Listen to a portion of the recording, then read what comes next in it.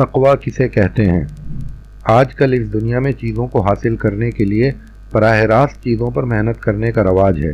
کھیت والے کھیت میں غلہ حاصل کرنے کے لیے کھیتی پر ہی محنت کرتے ہیں۔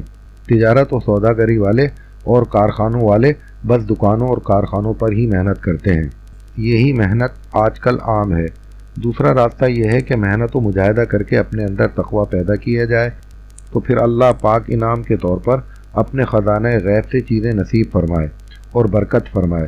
قرآن پاک میں فرمایا گیا ہے کہ اور جو اللہ کا تقوی اختیار کرے تو اللہ پاک اس کے واسطے راستے پیدا کرے گا، اس کو وہاں سے رزق عطا فرمائے گا جہاں سے اسے وہم و گمان بھی نہ ہوگا۔ اور فرمایا گیا ہے کہ اور جو تقوی اختیار کرے گا اللہ اس کے کاموں کو آسان کرے گا۔ ایک اور دوسرے موقع پر فرمایا گیا ہے اور اگر ان لوگوں میں ایمان اور تقوی کے صفات ہو تو ہم ان پر زمین و آسمان سے برکتوں کے دروازے کھول دیتے۔ ان تینوں نقشوں میں تقوی پر جو کچھ وعدہ فرمایا گیا ہے اس کا تعلق اسی دنیا سے ہے۔ اور یہ بات کہ تقوی کیا ہے اس کی تفصیل اس آیت سے معلوم ہوگی۔ اس آیت میں تقوی کی ساری شرطیں کر دی گئی ہیں۔ نیکی کا معیار یہ نہیں ہے کہ تم پورب کی طرف رخ کرو یا پچھم کی طرف کرو، بلکہ اصل نیکی ان کی ہے جو اللہ کی نگاہ میں نیک اور وہ ایمان رکھتے ہوں اللہ پر اور فرشتوں پر اور اللہ کی کتاب پر اور اس کے نبیوں پر اور آخرت کے دن پر، اور اپنا مال اس کی چاہت کے باوجود اہل قرابت اور یتیموں مسکینوں کو اور ضرورت مند مسافر کو اور سائلوں کو اور غلاموں کو آزادی دلانے کے لیے، اور قائم کرو نماز اور ادا کرو زکوٰۃ۔ کرنے والے اپنے عہد کو جب عہد کرے اور صبر اور برداشت سے کام لینے والے تنگی اور تکلیف میں، اور ثابت قدم رکھنے والے جنگ کے وقت، یہی بندے ہیں سچے اور تقوی والے۔ اس آیت سے معلوم ہوا کہ کسی کے متقی ہونے کے لیے چند باتیں ضروری ہیں۔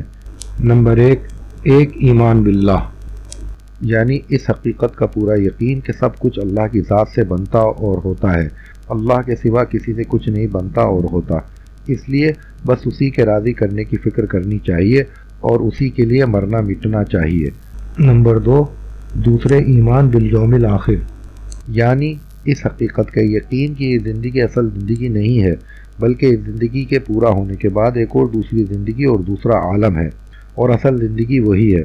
یہ چند روزہ زندگی بس نیکی تیاری کے لیے ہے، اور انسانوں کی کامیابی اور ناکامی کا دار و مدار اسی ہمیشہ والی زندگی کی کامیابی اور ناکامی پر ہے۔ نمبر تیسرا ایمان بالملائکہ، یعنی اس بات کا یقین کہ یہ عالم جن ظاہری اسباب سے چلتا ہوا نظر آ رہا ہے دراصل ان اسباب سے نہیں چل رہا ہے، بلکہ اللہ پاک فرشتوں کے باطنی نظام کے ذریعے سے سارے ظاہری نظام کو چلا رہے ہیں۔ مثلا ہمیں نظر آتا ہے کہ بارش بادلوں سے اور ہواؤں سے ہوتی ہے، اور زمین کی چیزیں بارش کے پانی سے اگتی ہیں۔ فرشتوں پر ایمان کا مطلب یہ ہے کہ ہم اس بات کا یقین کریں کہ اللہ پاک یہ سارے کام دراصل فرشتوں سے کرا رہے ہیں، گویا ان ظاہری اسباب کے پیچھے فرشتوں کا نظر نہ آنے والا نظام ہے، اور اس کے پیچھے اللہ کی ذات اور اس کا حکم اور اس کی مشیت ہے۔ نمبر چوتھے ایمان بالکتاب المبین، یعنی اللہ کی نازل کی ہوئی کتابوں اور اس کے بھیجے ہوئے نبیوں کے بارے میں یقین کہ حقیقی علم وہی ہے جو اللہ کی کتابوں میں ہے اور جو نبیوں کے ذریعے انسانوں کو ملا ہے۔ اس کے سوا جو کچھ ہے وہ غیر حقیقی ہے اور ناقص ہے۔ مثلا انسانوں کی فلاح اور کامیابی کا راستہ وہی ہے جو اللہ کے نبیوں سے اور اللہ کی نازل کی ہوئی کتابوں نے بتایا ہے۔ اگر دنیا بھر کے فلاسفر، دانشمند، عقلمند لوگ اور لیڈر اس کے خلاف کہتے ہیں اور سوچتے ہیں تو غلط ہے اور ان کا جوہل ہے۔ یہ 4 باتیں ایمان و یقین کی لائن کی تھیں، یعنی متقی ہونے کی پہلی شرط یہ بتلائی گئی ہے کہ ان 4 باتوں کے بارے میں یقین صحیح ہو۔ دوسری شرط یعنی ایمان و یقین کی درستی کے ساتھ مالیات کو بھی اس یقین کے مطابق بنائیں۔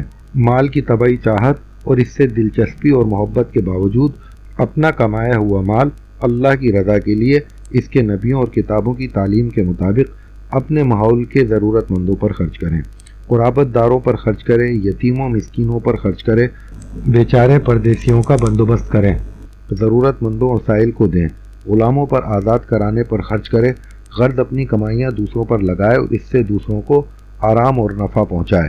اس کے بعد تیسری شرط تقوی کی یہ بتائی گئی ہے کہ نماز قائم کرے، جس کا مطلب یہ ہے کہ پورے اہتمام سے اچھی نماز ادا کرنے کی کوشش کرے۔ چوتھی شرط یہ بتائی گئی کہ زکوٰۃ بھی اہتمام سے ادا کریں۔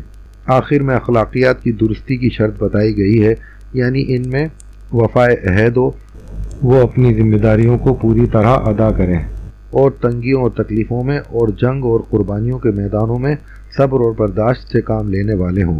حالات کیسے ہی مخالف ہوں مگر ان کے پاؤں میں لغزش نہ آئے۔ اس سب کے بعد فرمایا گیا ہے کہ یہی اللہ کے سچے بندے ہیں اور یہی لوگ متقی ہیں۔ اس سے پتہ یہ چلا کہ اپنے اندر تقوی پیدا کرنے کے لیے ان سب رخوں پر محنت کرنی ہوگی۔ ایمان و یقین کے لیے محنت، مالیات کے درست کرنے پر محنت، نماز پر محنت، زکوٰۃ پر محنت، اخلاق درستی پر محنت۔ جب یہ سب چیزیں صحیح ہو جائیں گے اس وقت آدمی متقی ہوگا اور پھر اس پر اللہ تعالیٰ کے خاص انعامات ہوں گے۔ اللہ پاک غیب سے اس کے مسئلے حل کریں گے، اس کے لیے برکتوں کے دروازے کھولیں گے۔ اللہ پاک کی طرف سے تقوی پر جو انعامات اس دنیا میں ہوتے ہیں اور متقی بندوں کے مسئلے جو حل کیے جاتے ہیں ان کی شکلیں مختلف ہوتی ہیں۔ اکثر تو ایسا ہوتا ہے کہ کسی متقی بندے کو کسی چیز کی ضرورت پیش آئی اور اللہ پاک نے اپنے کسی بندے کے دل میں ڈالا اور اس نے وہی چیز ہدیہ پیش کر دی۔ یہ بہت عام اور متعارف طریقہ ہے۔ کبھی ایسا ہوتا ہے کہ ضرورت پیش آئی اور اللہ پاک نے بغیر کسی واسطے سے اپنے فضل سے اس کو حل فرما دیا۔ مثلاً ایک بندہ بیمار ہوا، اسے بیماری کی تکلیف شروع ہوئی، اس نے اللہ سے شفا کی دعا کی کہ اللہ پاک نے بغیر حکیم ڈاکٹر اور دوا کے شفا عطا فرما دی۔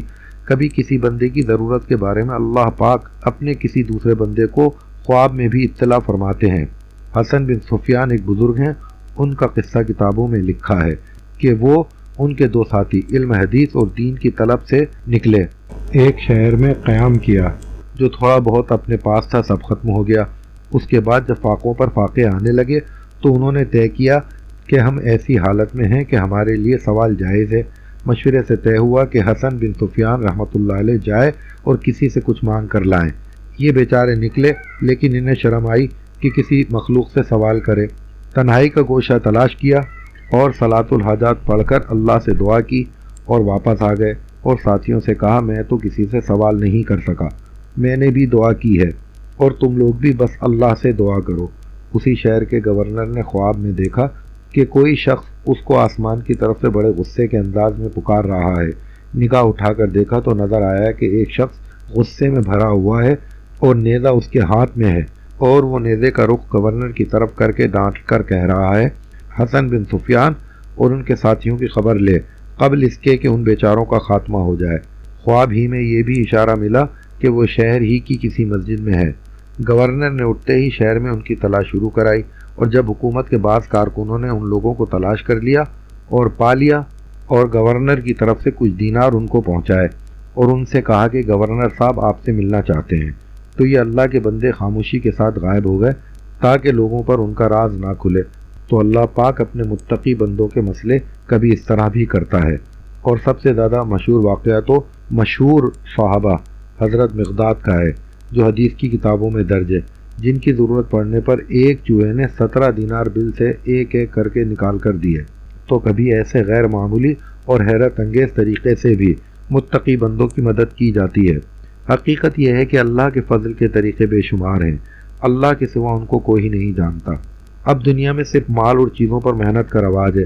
تقوی پیدا کر کے اور اللہ پاک سے صحیح تعلق قائم کر کے اللہ پاک کے فضل و کرم سے لینے کا راستہ لوگ بالکل بھول گئے ہیں، حالانکہ یہی راستہ جس کی دعا ہر نماز کی ہر رکعت میں کی جاتی ہے، ہر رکعت میں سورہ فاتحہ پڑھی جاتی ہے۔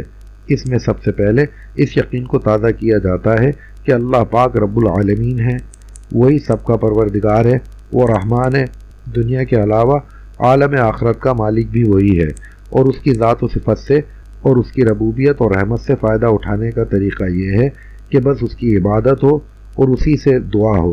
یہی صراط المستقیم ہے جو انبیاء، شہداء، صالحین اور صدیقین کا راستہ ہے۔